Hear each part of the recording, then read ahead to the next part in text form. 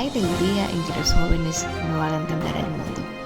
Así decía Juan Montalvo, un joven escritor ecuatoriano, y es que los jóvenes, mientras estudiamos la comunicación, como es en mi caso, egresada de la Universidad Autónoma de Santo Domingo, pues mientras estábamos en las aulas, siempre nos preguntábamos quién sería nuestra noticia. En fin, como diríamos en buen dominicano, ¿quién sería nuestro palo noticioso? Presidente, un honor tenerla aquí. Muchísimas gracias. No, gracias a usted. Soy yo el que me siento muy honrado de estar aquí. Gracias, presidente. Presidente, yo había visto en innumerables ocasiones que usted, mientras era entrevistado, usted decía que cuando terminara su periodo, para ser más específica, habló de los años 2007, 2017, usted decía, yo quiero irme a Bélgica, donde también reside parte de su familia. Y digo esto porque yo sé que ahora, aunque así ha sido, aunque con otras respuestas que ha tenido que estar, pues dando y quizás no le permita tener ese disfrute como usted, pues pensaba, pero me pregunto, en esa cotidianidad que ahora tiene Rafael Correa, ¿sabe, por ejemplo, hacerse un cafecito usted? Mucho más que un café, yo cocino en la casa, mi esposa trabaja. Yo trabajo desde la casa, pensaba regresar a la academia, supuestamente iba a estar semi-retirado, no me han dejado un minuto en paz, podemos hablar de eso, pero creo que América Latina lo conoce. Pero esa es la idea, ayudar en los quehaceres domésticos, porque cuando usted toma la opción política, la toma a nivel individual, pero involucra a su familia, le quita tiempo a su familia. Y yo me sentí en deuda con mi familia. Y quería devolver un poco lo que creo les quité durante 10 años, muy felices, muy intensos, muy satisfactorios de servicio a mi patria, pero sacrificados, sobre todo para ello. Entonces, sí, hago gran parte de los quehaceres domésticos. Es imposible, por ejemplo, en nuestros países de América Latina es imposible yo invitar a alguien a mi casa y no brindarle un cafecito. Entonces yo quiero ver si es verdad que usted sabe hacer café. En máquina, como usted quiera. Okay.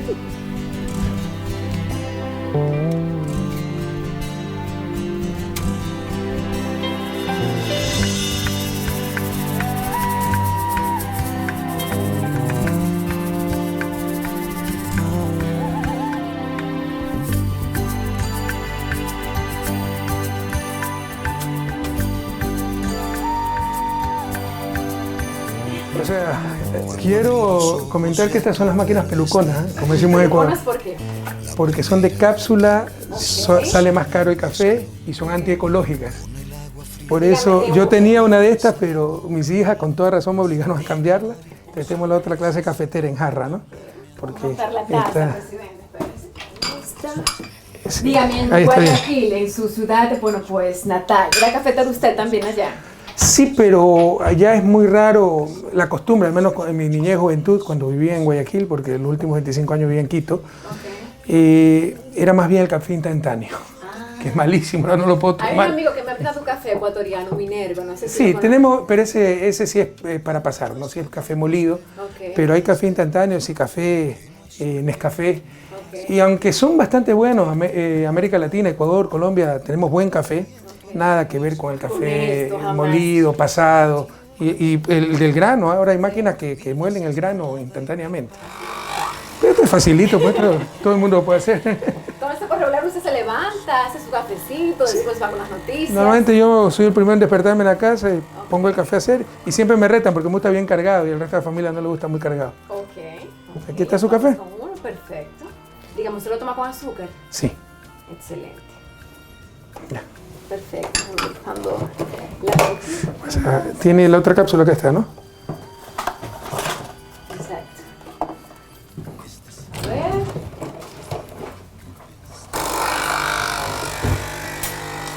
Que conste, presidente, que estamos no respetando el distanciamiento porque ambos nos mostramos ya las pruebas del PCR con el coronavirus. Estamos en perfecto estado de salud. Gracias. Ojalá. Listo. Perfecto. Pero es antiecológica esta máquina. Así es. Sí, demasiados materiales ocupados ahí. Dígame qué cantidad usted desea. Pongamos la cucharita ahí, le enseño trucos ahí para medir. Okay. Para mí 2, ¿no? ¿Usted cuánto? ¿Este es el suyo? ¿Usted quiere? Una para mí. Ya, entonces es el suyo, le preparo primero el suyo. Perfecto. ¿Ya? La misma cucharita nadie lo usó, ¿no? Y nadie tiene coronavirus, así que... Cuando yo estoy lejos que me pega dejaste la piel, que no hay sol que queme más que de mi tierra. Un golpe de viento aquí en mis velas, mi tierra. ¿Pasó la prueba entonces, presidente? Me encantó el café, riquísimo. Bueno, lo riquísimo es la cápsula, pues en Nestlé, esto, en el café. En Nespresso. Ya hicimos una publicidad ahí sin pago, pero ya tendremos que buscar esa cuña por ahí. Mire, estamos frente a un televisor, como usted podrá ver en esta sala. Si usted prende el televisor, ¿qué canal usted vería, por ejemplo? ¿Qué ve, Correa? Sabe que veo muy poca televisión. Sí. Y cuando veo con mi hijo que se me acaba de graduar y se me acaba de ir a la universidad, para una comedia, una película o histórica, que no le gustan mucho a mi hijo, o cómica, pero ver películas de acción, de violencia, eso no me gusta. Ok. Hablando de televisión, usted tiene aún una serie de programas muy interesantes, Conversando con Correa. Creo que terminó la tercera temporada. La cuarta. La cuarta ya es esta. Y he visto, bueno, pues figuras muy importantes, sobre todo también de América Latina. Vimos el caso de Lula da Silva, Evo Morales, Cristina Fernández. Leonel Fernández también, expresidente de la República Dominicana. Tipo muy inteligente. Así es, así es. ¿Qué dejan esas figuras en Rafael Correa? Todos dejan enseñanza, la mayoría son buenos amigos, aunque no entrevisto solo a los amigos. Muchas veces se aprende más de los adversarios y de malos adversarios, es decir, de gente que te odia, porque para justificar su odio tratan de criticarte de forma malsana, destructiva, y eso te enseña a crear argumentos, a saber defenderte con argumentos, con razonamiento y sin odio, con la razón. Entonces, de todos ellos aprendo, ¿no? Este es un trabajo que me pagan, gracias a Dios bien, esto me ha servido para pagar abogados, pero no le diga a mis jefes, porque si no me cambian los términos contractuales, yo hasta pagaría por hacerlo, porque me encanta. Sí, he aprendido muchísimo. Qué bueno, presidente. Quiero preguntarle, usted comenzó en la vida política a raíz de un trabajo muy importante en uno de los ministerios más significativos de un gobierno, como es el Ministerio de Economía de Ecuador. Hábleme de esa experiencia como ministro de Economía, que fue muy corto, por cierto. Ernesto Samper, que también ha sido entrevistado en Conversando con Correa, expresidente de Colombia, un queridísimo amigo y simpaticísimo como todo colombiano. Y un tipo muy agudo, nos dice que los ministros de Finanzas son tan tacaños que se despiertan a las 2 de la mañana a ladrar para ahorrarse el perro. Me hizo acuerdo de la descripción de los ministros de Finanzas. ¿Cuál fue el primer desafío? Cambiar la política económica que nos llevó a la ruina en el 99 y que insisten en imponerla, haciéndola aparecer como técnica cuando es pura ideología, por eso la palabra política. ¿No? Claro, después de tomar la decisión política sobre quién hacer recaer el peso de la crisis, cobrar impuestos a los más ricos o disminuir el salario de los trabajadores. Son decisiones de política, luego viene la parte técnica. Entonces, las políticas que han aplicado en América Latina no han tenido 200 años en su desarrollo. En el caso de Ecuador, con la larga y triste noche neoliberal de los 90, nos quebraron en el 99. Cuando yo fui ministro de Economía en el 2005 todavía no nos recuperábamos de esa tremenda crisis. La crisis que vimos con las mismas políticas, ahora es peor, claro, ha habido la pandemia, pero ya venía la economía en recesión y hecha pedazos de antes de la pandemia. Entonces era urgente cambiar esa política y eso es lo que intenté. Claro. Pero era tan solo un simple ministro. A los 100 días tuve que renunciar por toda la oposición que tuve, toda la presión. ¿El Banco Mundial les negó un préstamo? Nos negó un préstamo el Banco Mundial. ¿Cuáles son los argumentos del Banco Mundial en ese momento? Que cambiamos la política económica. Ese préstamo ya se habían cumplido todos los requisitos a diciembre del 2004. Se cambia el gobierno porque sale huyendo el presidente. El vicepresidente asume, yo era asesor ad honorem, jamás cobré 20 centavos por esa asesoría del vicepresidente, pero me estimaba mucho, me nombra ministro de Economía y cambia la política económica, una política soberana, digna, diversificando la fuente de financiamiento, uniendo el hambre con la necesidad. Por ejemplo, China es el principal financista del mundo, pero tiene déficit de hidrocarburos. Ecuador es exportador de hidrocarburos y tiene déficit de financiamiento. Lo obvio era una alianza estratégica con China, pero eso no le gustaba, pues Estados Unidos y sus brazos, los brazos ejecutores de la política exterior de Estados Unidos, como el Banco Mundial, el Fondo Monetario, entonces nos empezaron a bloquear y a detener ese préstamo que ya estaba aprobado, ya venía el cheque. Me parece que yo asumí un 25 de abril, tenía que llegar el 24 de abril, lo detuvieron y no lo mandaron nunca más. Nos daban largas hasta que yo personalmente fui a Washington. No es que me lo contaron. Pamela Cox, en ese momento vicepresidente del Banco Mundial, hay que reconocer la frontalidad anglosajona, me lo dijo. No le vamos a dar el crédito porque usted cambió la política económica, pese a que los requisitos, las condiciones para el crédito habían estado cumplidas desde diciembre del año anterior. Sin embargo, a raíz de estas respuestas que usted tuvo, pienso que el pueblo ecuatoriano comenzó a ver ese presidente que, bueno, pues se instaló en el gobierno en el 2007. Mi pregunta es la siguiente. Cuando usted llega al gobierno en el 2007, yo vi testimonio de su madre, la señora Norma Delgado, y su padre, don Rafael, que ellos dicen que usted, sí, desde niño, usted dijo que usted quería ser presidente. Cuando llega a la presidencia, ¿volvió ese sueño y ese pensamiento de ese niño de 12 años?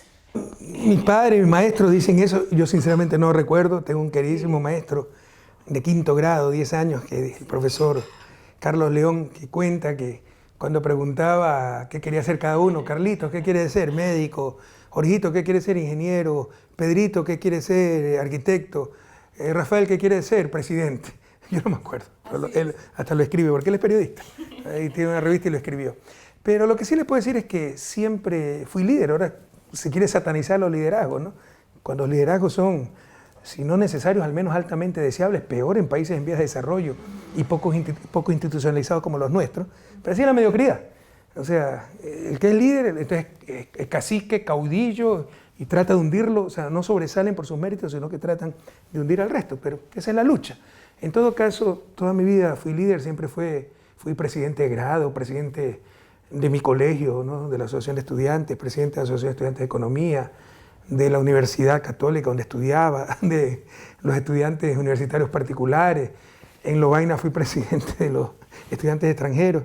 Entonces, cuando uno es líder, dice, bueno, algún rato tal vez me toque dirigir la nación, pero créame que nunca lo busqué expresamente. O sea, a los años previos a que me nombraran ministro, lo cual fue una sorpresa, sí, hubo un cambio de gobierno que nadie lo esperaba.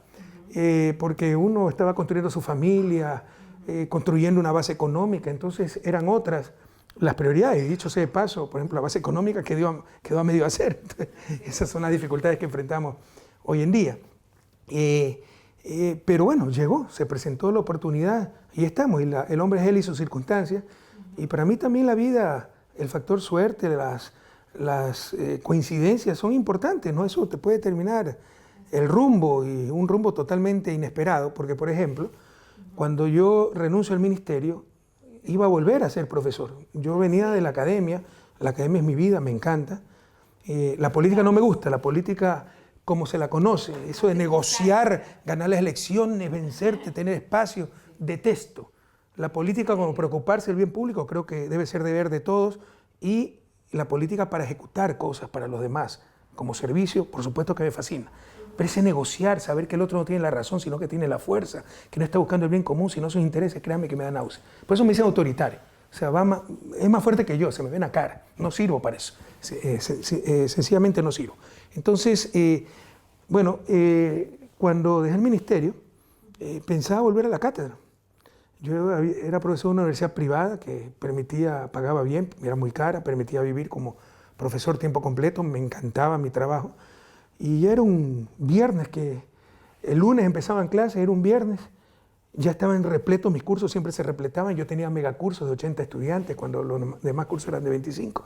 Wow. Y me llaman a despedirme, a separarme del cargo después de 13 años de trabajo por político, cuando había otros ex ministros de Economía que eran profesores, pero eran de derecha. Porque como era una universidad privada bastante conservadora, sobre todo el dueño, ¿no? De esos libertarios, medio chiflados, a pesar de él, la universidad era muy buena y muy bonita. Entonces, a las finales, si no me despedían, seguía siendo profesor universitario. ¿Quién sabe? De todos modos, tal vez hubiera sido candidato, pero al menos hubiera tenido una alternativa. Ahí me dejaron sin alternativa. Y me dediqué entonces ya a ser candidato. Juraba que desde entonces he amado a la política. ¿Cuál fue su primer reto al llegar a la presidencia, señor presidente? Yo encontré un país desmotivado, descorazonado. Esa es la labor del líder también, motivar. El desarrollo es el enigma del desarrollo. O sea, ¿por qué países que partieron de las mismas condiciones iniciales o muy parecidas? Estados Unidos y América Latina. Los dos fuimos colonia. Estados Unidos declaró su independencia en 1776. Tuvo su primer presidente, si la memoria no me falla, recién en 1789. Pocos años después, ya los primeros países latinoamericanos como Argentina declararon su independencia. ¿Por qué ellos se desarrollaron y nosotros no? Es una de las grandes preguntas del desarrollo, o la gran pregunta del desarrollo. Hay múltiples respuestas, ¿no?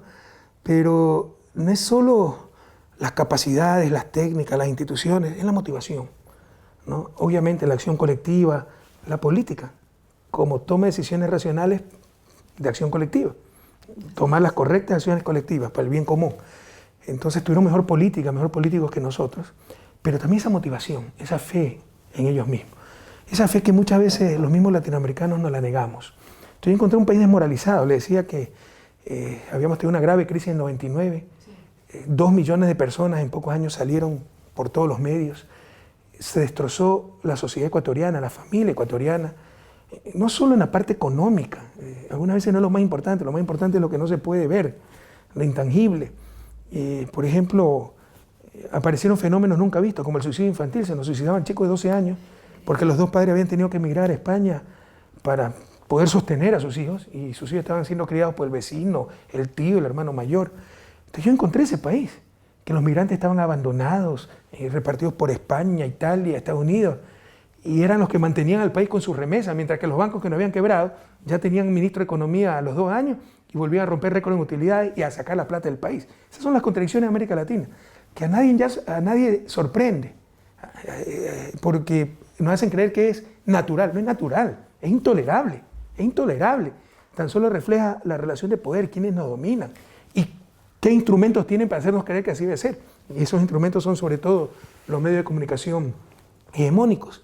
Entonces, era un país donde los ecuatorianos miraban hacia el piso, sentían vergüenza de ser ecuatorianos. Eso me decían los migrantes. En España, a la empleada doméstica la llamaban la ecuatoriana, porque tenían que ir a trabajar de empleada doméstica. Y luego cuando... También les han dicho las esclavas domésticas. A la de Ecuador, sí. Y vamos a hablar de eso si quiere. Sí. Porque es un problema de toda América Latina. En todo caso, cuando les hicimos sentir lo importante que son, que podemos construir cosas, cuando el país siempre decíamos, ay, las buenas carreteras para Colombia, para Chile, y de repente Colombia, Chile empiezan a decir, ¿cómo quisiéramos tener las carreteras de Ecuador? Pasamos de ser los países con peor infraestructura al país con segunda mejor infraestructura de América Latina en pocos años, a ser importadores de energía, exportadores de energía, el sistema educativo que más avanzaba, de acuerdo a la UNESCO, ¿no? que más se superaba, y tantas, el único sistema de seguridad integrado de toda América Latina, ni países de mucho mayor desarrollo relativo como Argentina, Chile tienen el ECU 911 que nosotros tenemos, el sistema integrado de seguridad. Entonces la gente volvió a sentir ese orgullo de ser ecuatoriano, a sentirse orgulloso de su gobierno, ¿no? de su tierra. Entonces, para mí eso fue lo más importante, recuperar el orgullo nacional, la motivación de la gente. Una sociedad desmotivada está condenada a su desarrollo, está condenada al fracaso. Hay muchas cosas que se requieren para el desarrollo, pero una cosa necesaria, tal vez no suficiente, pero necesaria, esa motivación de la gente, y eso es lo que no encontramos, y ese es mi más grande logro tal vez, que lo pudimos devolver aquello. La gente se motivó, se sintió nuevamente orgullosa de ser ecuatoriana. Usted te decía en una entrevista cercana que pude ver de usted que llegar al gobierno no es llegar al poder. En el momento que usted veía en su gobierno, que es difícil en todos los gobiernos cuando tengamos 1 o 2 casos de corrupción, ¿cómo actuaba el presidente Correa cuando le llegaban esos expedientes de que algún funcionario, pues no estaba haciendo las cosas como debería hacer? En América Latina, ganar elecciones no es ganar el poder, porque los poderes fácticos siguen ahí. Todo está preparado para que no cambie nada, independientemente de las intenciones del nuevo gobierno. Y hay gobiernos que se someten, o tal vez por falta de capacidades, de posibilidades, porque necesita un gran apoyo popular, gran capacidad de comunicación, gran liderazgo, y gracias a Dios lo tuvimos, ¿no? Ese gran apoyo popular, y pudimos enfrentar esos poderes. ¿Cuáles son esos poderes? Que siguen intactos. El poder mediático, que hace que los pobres, si ponen un impuesto a los ricos, sean los primeros en reclamar, porque los convencen que los impuestos los perjudican a ellos, cuando los beneficia a ellos, porque con eso se financia el gasto público para dar igualdad de oportunidades, salud, educación, para todas y todos, ¿no? Eso es lo que llama Gramsci la cultura hegemónica, te la transmiten los medios de comunicación hegemónicos. Pero está el poder mediático, para mí el principal, o sea, el poder sin antipoder. Ellos en su soberbia se nombran guardianes de la democracia, en verdad nos la han robado. Mientras América Latina no resuelva la cuestión mediática, no tendremos verdadera democracia. Y cuidado, por eso dicen que yo odio a los periodistas. Mi hija se acaba de graduar de periodista. Hay periodistas como usted, a las cuales aprecio muchísimo, pero hay malos periodistas, que son un peligro para la democracia y lastimosamente son los más poderosos frecuentemente. Es como que si por criticar al presidente yo diga están contra la democracia, es un gran absurdo. Todos estamos a favor de la democracia, todos estamos a favor de la libertad de expresión, pero eso no pasa por negar la existencia de periodistas corruptos, medios de comunicación en manos de las élites, que no informan sino que manipulan, ¿no? Entonces está el poder mediático, está el poder económico que te bloquea. Puede ser el mejor gobierno del mundo, si no te someten te van a bloquear, sacar los dólares y tantas cosas. Está el poder militar, mira lo que pasó en Bolivia. Mientras no resolvamos también la cuestión militar, América Latina no tendrá verdadera democracia. Está el poder externo, la embajada. Mira, el embajador daba declaraciones en nombre del gobierno. Entonces, llegar al gobierno, ganar elecciones no es llegar al poder. Ese poder hay que construirlo y sobre todo cuando eres progresista, cuando eres antisistema, el único poder que tienes, no tienes poder económico, no tienes poder mediático, es poder popular. Pero el poder popular, sobre todo por los medios de comunicación, es fácil de manipular. Entonces, a eso me refería con esa expresión. Y eso deben tenerlo claro los pueblos latinoamericanos, ¿no? Que en América Latina ganar elecciones, llegar al gobierno, no es llegar al poder.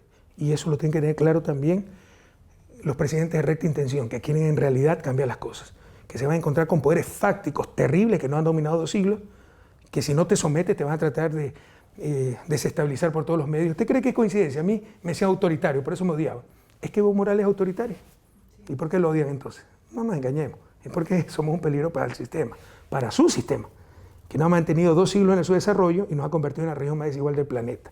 Entonces, para los que quieren cambiar eso, es estar conscientes que hay que construir ese poder día a día, sobre todo con la gente, el poder popular. Respecto a eso que usted dice, de los medios de comunicación, usted también, y cito textualmente, ha dicho: una buena prensa es vital para una verdadera democracia, pero una mala prensa es igualmente mortal para esa misma democracia. Digo esto, señor presidente, porque mis patrones de conductas en el periodismo no necesariamente son aquellos que son famosos hoy día. Es por ello que, como yo estoy segurísima que en mi país hay, bueno, pues igualmente periodistas que hubiesen querido tener el honor de estar entrevistándoles. Yo me comuniqué con algunos de ellos y quiero citar esta pregunta del señor Percio Maldonado, quien es director del periódico dominicano El Nuevo Diario e igualmente presidente de la Sociedad Dominicana de Diarios. Él pregunta: presidente Correa, ¿por qué considera usted que en los últimos años han sido cuestionados por la justicia algunos presidentes al término de sus mandatos o incluso algunos no llegan a terminarlos, en específico presidentes de América Latina? ¿Por qué considera usted que es tan recurrente esta práctica? ¿Cree usted que se ha perdido un poco la institucionalidad? Sí, puede haber presidentes corruptos que merecieron ser juzgados, pero es indudable que se está utilizando la justicia como un instrumento de persecución, el llamado lawfare, sobre todo contra líderes progresistas. Y es indudable también que yo creo que hay un retroceso democrático y hasta civilizatorio en América Latina, donde hemos vuelto a una política realmente cavernícola. No se trata de discutir argumentos dentro del marco democrático, sino aniquilar al enemigo. Sobre todo a la derecha. No le importa la democracia, no le importan los derechos humanos. Mira lo que pasó en Bolivia. ¿Quién puede negar que eso es un golpe de Estado? Y vienen las coloraditas artificiales a perseguir a los indígenas, porque un indio dominó entre comillas 14 años, 15 años Bolivia. Mire lo que pasaba en Ecuador, más sutil, pero ahí enfrentamos una dictadura. Mire lo que pasó en Brasil. Entonces, no respetan democracia, no respetan derechos humanos, peor van a respetar la verdad. Entonces, puede haber algún presidente que sea correctamente juzgado. Por ejemplo, Colombia tiene una gran institucionalidad y Uribe ha sido imputado. Pero en el caso ecuatoriano, yo no sé si usted conoce que con una consulta mañosa, inconstitucional, cambiaron 60% de los jueces de la Corte Nacional y no los han elegido por concurso, a dedo. Los que nos están juzgando a nosotros son jueces elegidos a dedo, con interferencia directa del gobierno que nos odia, y el requisito de vencer es que sean anticorreístas. Y el 40% que quedó son los que nos odian.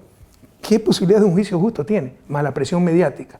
Entonces sí, yo estoy de acuerdo con lo que dice el señor Maldonado. Sí ha habido una desinstitucionalización, ha habido un retroceso democrático, incluso civilizatorio, ha habido un retroceso en la calidad política y hemos vuelto a esa política cavernícola de destrozar, aniquilar al enemigo, lo cual no es democrático. Usted tiene que debatir ideas, argumentos, no irse contra la persona, no tratar de aniquilar al que piensa distinto.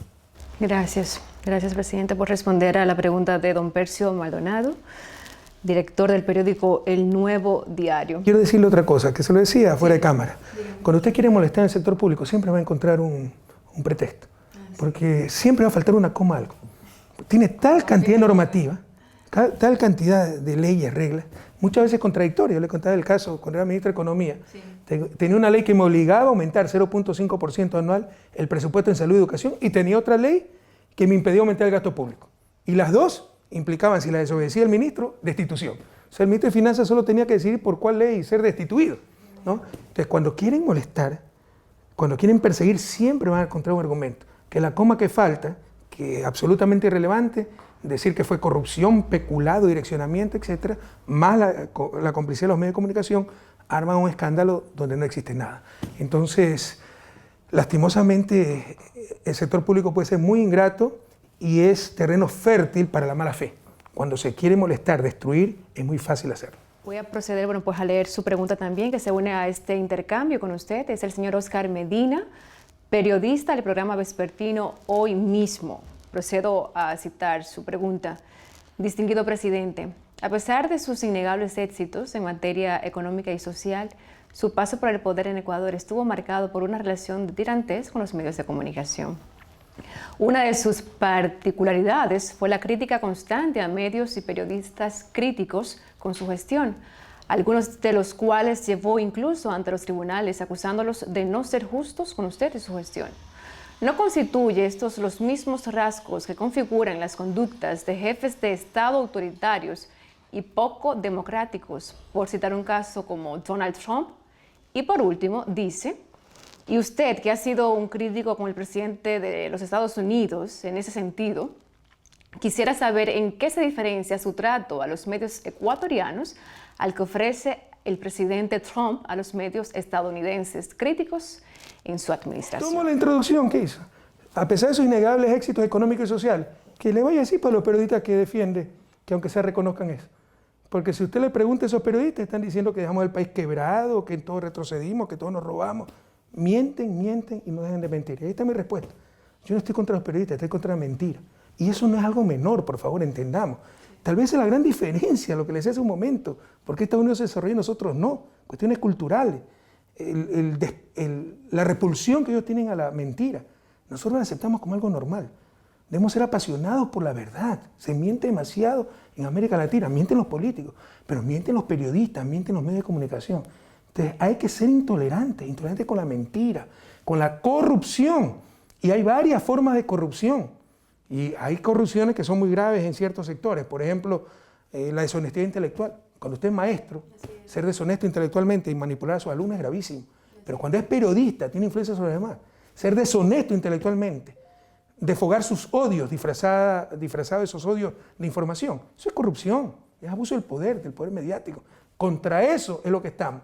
¿Y cuál es la forma en una sociedad civilizada de procesar esos conflictos? A través de la justicia, pues.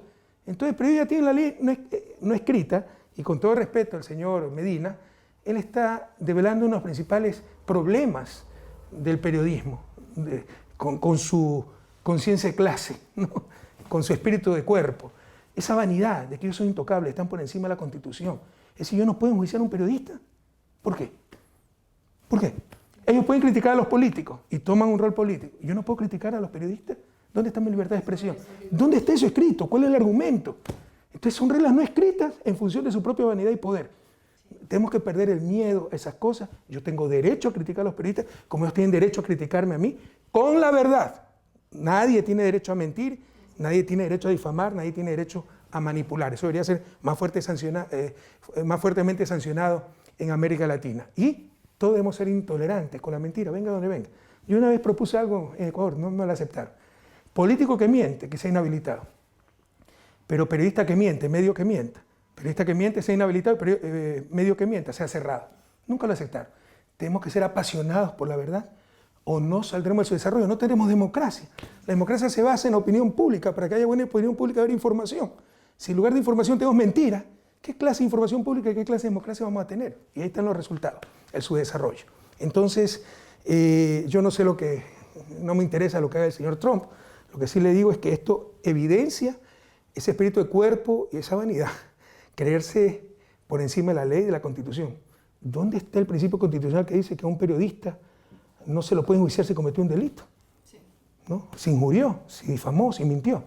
¿Dónde está escrito que el presidente de la República no puede criticar a los medios de comunicación? Que el presidente de la República no tiene libertad de expresión. Ah, no, es que criticar a la prensa es atentar contra la libertad de prensa. ¿Por qué? Entonces criticar al presidente es atentar contra la democracia. O sea, es una asimetría inaceptable, impresentable. Esto demuestra bastante la nube rosa en que se encuentran ciertos periodistas y uno de los graves problemas de América Latina. Hay gente que no comete errores por malas personas, por mala voluntad, por corrupción, tan solo por vanidad. Procedo ya a leerle, pues la última pregunta del periódico El Nacional, otro medio importante de nuestro país, José Antonio Aybar. Usted va ahora como candidato a la vicepresidencia junto a su compañero de boleta, el señor Araúz.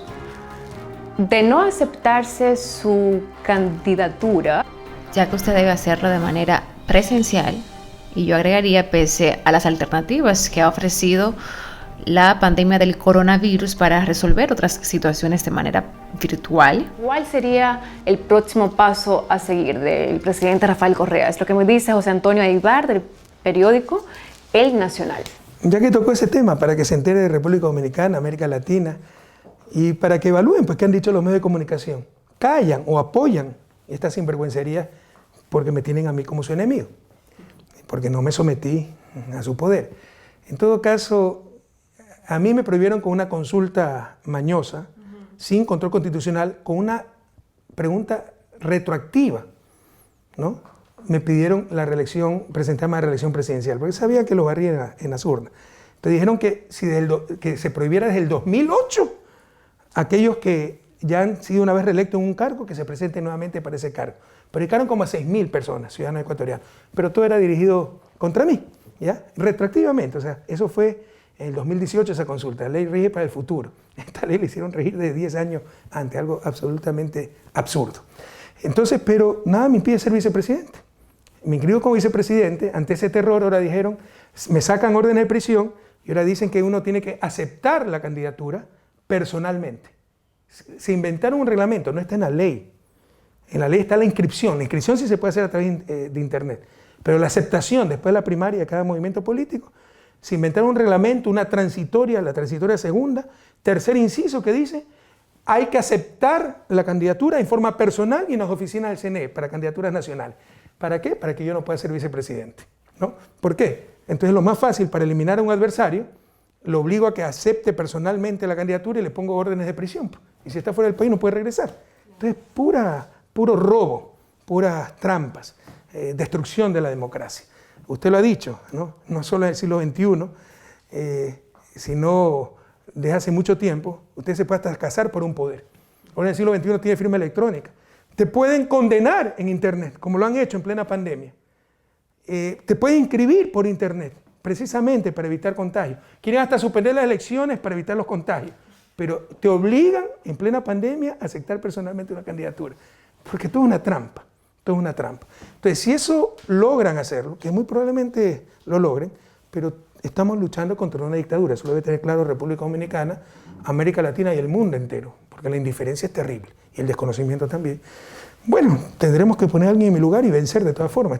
A lo único que nos están condenando es a vencer. Gracias, presidente. Estamos obviamente viviendo una situación mundial que ha generado pérdidas no solamente humanas, sino económicas. ¿Cuál sería la estrategia, aparte de lo económico, implementada por este binomio a la presidencia de Ecuador? Bueno, en Ecuador ya las cosas iban muy mal antes de la pandemia, ¿no? La pandemia le ha servido para camuflar un poco el desastre en el manejo económico. Ya el año 2019 tuvimos recesión y fíjese la paradoja, eso le refleja las relaciones de poder. Pese a que hubo recesión, desempleo, crecimiento cero, los bancos rompieron récord en utilidades, porque están cogobernando con Moreno, ¿no? Eso es intolerable, pero la gente lo asume como normal.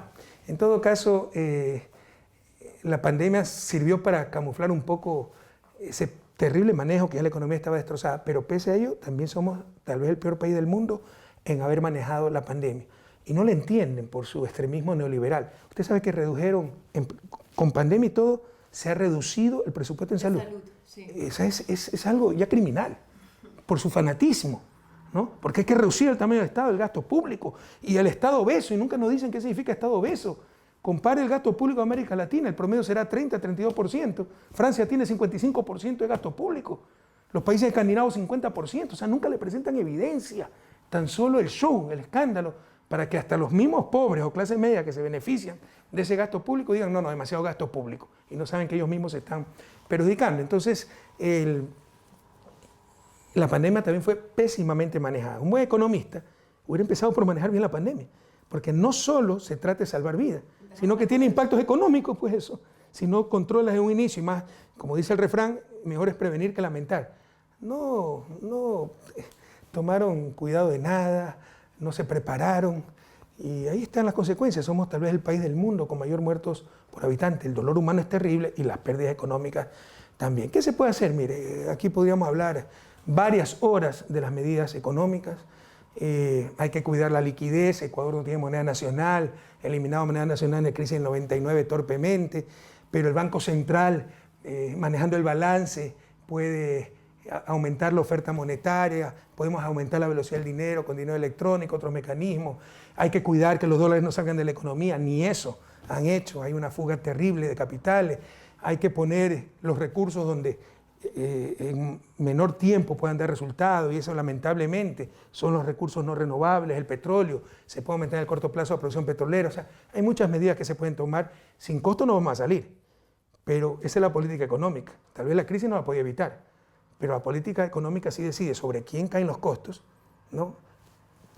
¿Cuánto puede ser el costo? Puede ser un costo mínimo o maximizar el costo, y el tiempo que dure la crisis. Entonces, sin costo no vamos a salir, pero podemos superar, creemos nosotros, de acuerdo a nuestros cálculos, en 2 años ya la crisis. Pero podríamos hablar mucho de esto. El problema es político, como le decía hace un momento, ¿no? La técnica viene después. Entonces, mientras cogobiernen los banqueros, los grupos de poder, van a seguir reduciendo el presupuesto en salud, no importa los muertos. Porque ellos no se mueren, ellos sí van a atenderse en un hospital privado. Los pobres no van a tener dónde atenderse. No les va a interesar el que perdió su trabajo, porque ya tienen su plata fuera del país. Entonces hay que cambiar el poder político, por eso hay que ganar las elecciones, para poder hacer política económica, en este caso concreto, política económica, en función del bien común y sobre todo en función de los más pobres y de la clase media. Usted ha dicho que usted prefiere aprender que enseñar. ¿Qué ha aprendido Correa de su paso por el gobierno ecuatoriano? O sea, siempre digo, y no me gusta citarme, ¿no? Pero que lo único que me gusta más que enseñar, porque me apasiona enseñar, la academia, ser profesor, yo pagaría por ser profesor, lo único que me gusta más que enseñar es aprender. O sea, cuando yo estaba becado haciendo mi doctorado, me pagaban por estudiar, o en Lovaina haciendo mi maestría, era el tipo más feliz del mundo. No podía creer que me paguen por estudiar, ¿no? Para mí un día válido es el día en que me acosté sabiendo algo más de lo que sabía cuando me levanté, haber aprendido algo, ¿no? Y si alguien me dijera, ¿te gustaría vivir 1000 años? Por lo único que aceptaría una locura así es por todo lo que se pudiera aprender en 1000 años. Entonces me encanta aprender, ¿no? Y por eso agradezco cuando alguien me enseña algo. Bueno, aprendí muchísimo, ¿no? En 10 años se aprende muchísimo. La naturaleza humana, uno cree que lo sabe todo, y caramba, que la naturaleza humana no agota la capacidad de asombro. Por ejemplo, las traiciones que sufrimos, la miseria humana, ¿no? Ver cómo los complejos, la mediocridad te atacan, destruyen, y sin construir nada nuevo, nada mejor, solo destrucción. Le pongo un ejemplo concreto. Soy el único presidente en la historia. He sido el presidente que en forma continua más tiempo ha estado en el poder. Tuvimos mucha trascendencia a nivel mundial, entonces recibimos muchos regalos, ¿no? Por ponerle un ejemplo, ¿no? En el 2007, cuando reincorporamos al Ecuador a la OPEP, Organización de Países Exportadores de Petróleo, que lo habían sacado de la OPEP los países neoliberales, y lo volvieron a sacar ya, ¿no? Bueno, nosotros lo reincorporamos, fuimos a la cumbre de la OPEP en Riad, y a mí me regalaron un sable incrustado de esmeralda, rubí, $200.000 valorado. A mi esposa un juego de esmeralda de $650.000. Todo o quedó para el museo que creamos o fue subastado para ayuda, obras solidarias, las cosas que no tenían valor simbólico, tan solo comercial, por ejemplo las esmeraldas, pero el sable sí tenía un valor simbólico. Hicimos un museo, dejé todo, pero ahí se calcula que yo recibí 2,5 millones más o menos en regalos, ¿no? y miles de regalos, algunos sin valor comercial, pero que retratos, que cosas así, y otros con mucho valor, piedras preciosas y todas esas cosas. O sea, fui el único, nadie más lo hizo. Lo único que se le ocurrió a estos tipos es que era un megalómano que me hizo un museo para mí mismo. Y destruyeron todo, era el museo más visitado del Ecuador, porque era en el Palacio Presidencial. Pero lo único que se le ocurrió al llegar es que es un megalómano, entonces había que cerrarlo. En lugar de decir, los demás presidentes también traigan sus cosas para ponerlas, compitan con Correa, demuestren que él no hizo nada, ustedes hagan más. No, Correa el megalómano, se hizo un museo, entonces ciérralo. O sea, créame que, usted me pregunta un aprendizaje, ¿no? Sí. Que la mediocridad y los complejos del ser humano son un enemigo terrible. Jóvenes huyan de la mediocridad como de la peste. Pero bueno, hay muchísimo aprendizaje, ¿no? En cuanto a naturaleza humana, obviamente administración pública, ¿no? Relaciones internacionales, etc. Le cuento y le confieso que para poder entrevistarle, investigué mucho de usted. Me puse a leer, a ver todo lo que dicen de usted, no solamente desde ahora, sino desde que tuve la oportunidad de conocerle en el 2016. Veo a un Correa que ha salido a manifestarse, a decir su verdad, lo que él entiende que es verdad. Sin embargo, me pregunto, ¿se ha caído usted en algún momento? ¿O dice usted, no voy a continuar más? Quiero saber cómo ha reaccionado internamente Correa ante todos los desafíos que ha enfrentado. Sinceramente, yo mismo me sorprendo de la serenidad con que he tomado todo esto. Al principio fue muy duro, ¿no? Era una pesadilla. Uno se acostaba pensando qué sucedió, se levanta pensando, ganamos las elecciones y perdimos el poder por la traición. Pero no solo perdimos el poder, ¿no? Porque nosotros enfocamos el poder como servicio. No nos interesa el poder por el poder. Pero que se empiece a destruir todo. Le pongo ejemplos, los ejemplos extremos a los que han llegado. Nosotros creamos la marca país, que debió ser una política de Estado. Es una roseta que se descompone en colores, pero es toda una campaña para posicionar al país a nivel mundial, como potencia turística, ¿no? El país de los colores, los sabores, los olores. Es la marca país. Precioso. Y en todas nuestras obras, ¿no? Edificios, escuelas, se descomponía esa roseta, ¿no? En las paredes, entonces era mucho color, muy bonito. Y además, obviamente, en la promoción internacional del país. Se han pasado casi 4 años borrando los logos y reemplazándolo por los de ellos. No han hecho una escuela, no han hecho nada, solo cambiar nuestros logos.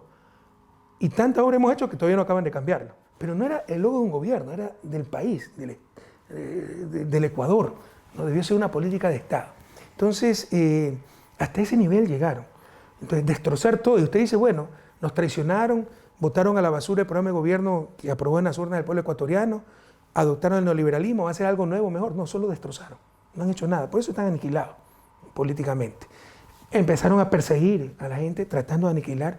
Vicepresidente, un hombre honrado, casi 3 años preso. Yo con 31 juicios penales, otra OPA para abogados. Gente exiliada, asilados políticos, gente sin trabajo por retuitear un mensaje mío, un Twitter, por cosas tan sencillas como esta. Entonces, realmente ha sido una pesadilla y el primer año fue muy duro porque tú dices, caramba, ganamos todo. Mi proyecto vital es ver mi país fuera de su desarrollo y ya no lo veré en vida porque ya nos sacaron de ese camino. La tarea, el desafío es volver a ese camino, pero para salir de su desarrollo se toman 20, 30 años, habíamos avanzado 10. Estos nos retrocedieron 20, ¿no? Pero hay que retomar ese camino. Entonces, fue muy duro, pero luego pues ya cuando dices, bueno, pasó. Yo creo que soy un optimista por naturaleza. Hay cosas peores en la vida, una tragedia familiar. Entonces hay que hacer frente a esto y hacerlo con alegría, ¿no? La vida es una sola. Entonces yo mismo me sorprendo de la serenidad con que he enfrentado toda esta verdadera pesadilla, verdadera persecución que hemos sufrido. Pero lo que duele son 2 cosas, ¿no? La destrucción del país. No, lo mío no.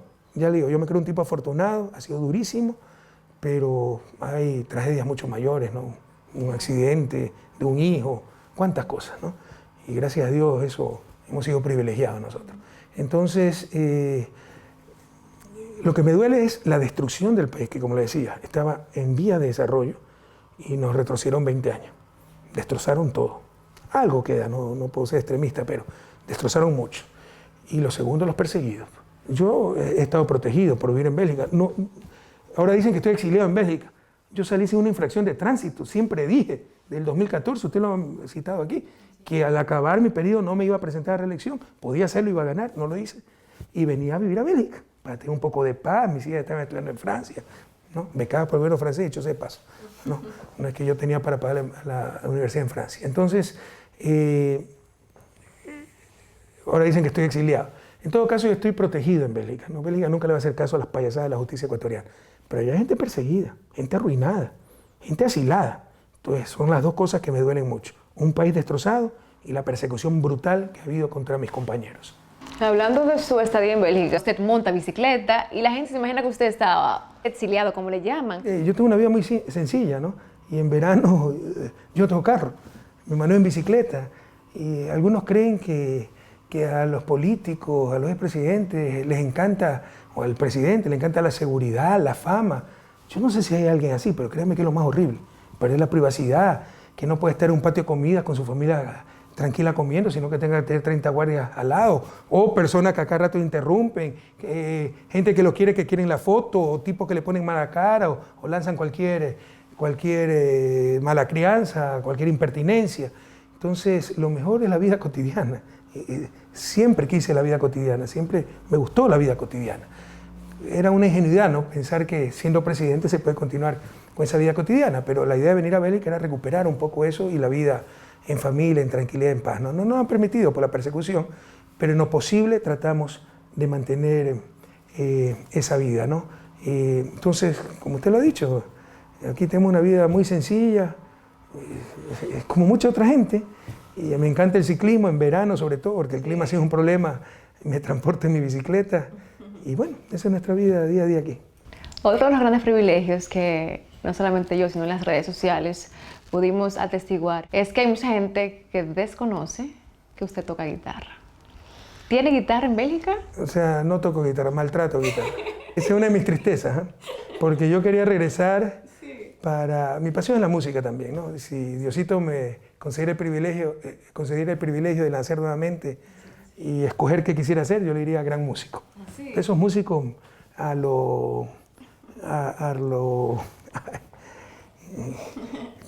quién le diría, Paul McCartney, ¿no? Que toca piano, guitarra, toda clase de guitarra, ¿no?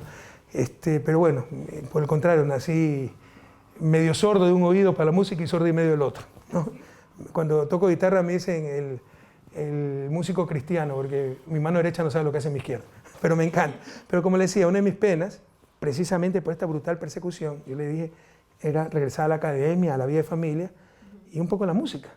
Y tengo 3 guitarras en la casa, porque me regalaron muchas guitarras, yo ya tenía mis guitarras también, tengo otras en Ecuador guardadas, pero créanme que hace 6 meses no las abro. ¿En serio? Entonces casi no he tenido tiempo por todo esto, de lo que quería retirarme. Yo creí que dejaba a la patria en puerto seguro y ocurrió esta traición, entonces he tenido que involucrarme nuevamente en política, pero ese no era mi plan de vida. Y bueno, esa es una tristeza, porque para mí es un termómetro. Cuando no toco guitarra, con lo mal que lo hago, o no escucho a mis cantantes favoritos, por ejemplo Alberto Cortés, bien escuchado una canción, digo, algo anda mal. Y eso me sirve para en un momento dado decir, bueno, pase lo que pase, paro un rato y empiezo a escuchar música. Pero mire que hace varios meses no he podido hacer ese receso para retomar un poco la guitarra. Así que lo voy a hacer muy mal, pero si usted quiere podemos tocar. Ya para finalizar, hablando de música, he sabido que tiene una buena relación muy cercana con el cantautor José Antonio Rodríguez. ¿Dónde hubo esa conexión? Porque veo que tenemos mucha afinidad con la música. Me invitó a la Feria del Libro en República Dominicana. Entonces ahí lo conocí, él era ministro de Cultura, ¿no? Y hubo mucha empatía en ese momento. Porque además tenemos amigos en común como Silvio Rodríguez, y él mismo se parece a Silvio Rodríguez un poco, José Antonio, ¿no?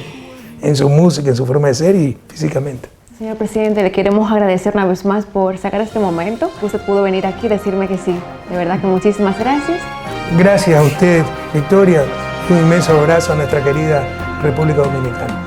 No se olviden de seguir construyendo la patria grande. Esa es otra de las grandes tristezas. Los retrocesos en cuanto a construcción de la patria grande. Un inmenso abrazo. Yo conozco mis limitaciones. Hago esto por hobby, pero créame que yo aprendí a tocar guitarra a 18 años por ahí. Le enseñé a amigos que no sabían tocar. Yo les enseñé a tocar. Ahora esos amigos tocan 8 instrumentos y yo sigo tratando de tocar guitarra. También me la sé porque es canción de misa.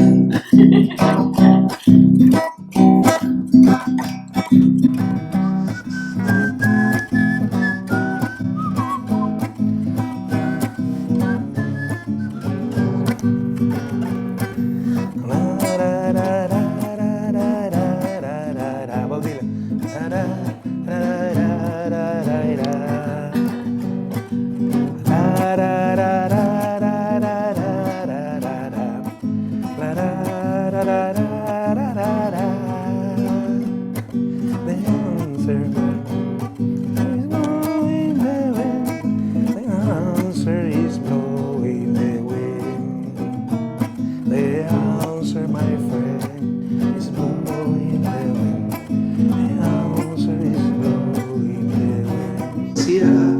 de tu querida presencia, comandante Che Guevara.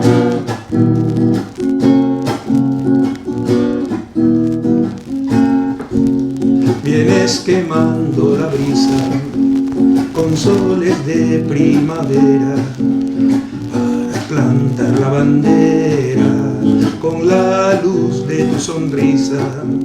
Y aquí se queda la clara, la entrañable transparencia de tu querida presencia.